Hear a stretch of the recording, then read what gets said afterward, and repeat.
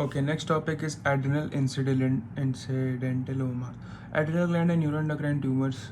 Adrenal incidentaloma क्या होता है? Incidental diagnosis of adrenal lesions.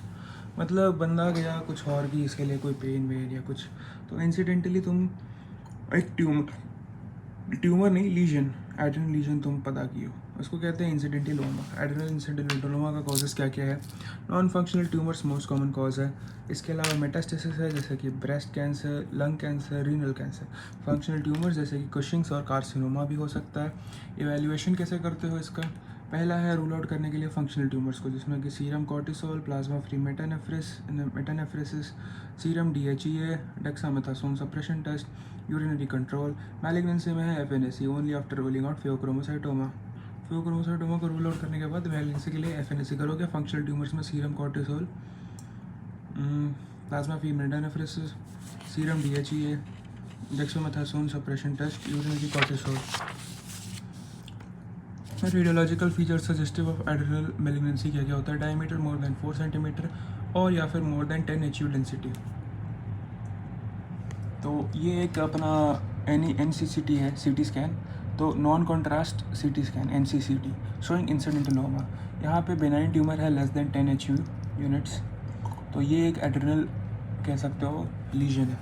तो इसी को कहते हैं एड्रेनल इंसिडेंटलोमा, जिसमें कि इंसिडेंटली रैंडमली ऐसा दिख गया तुमको लीजन।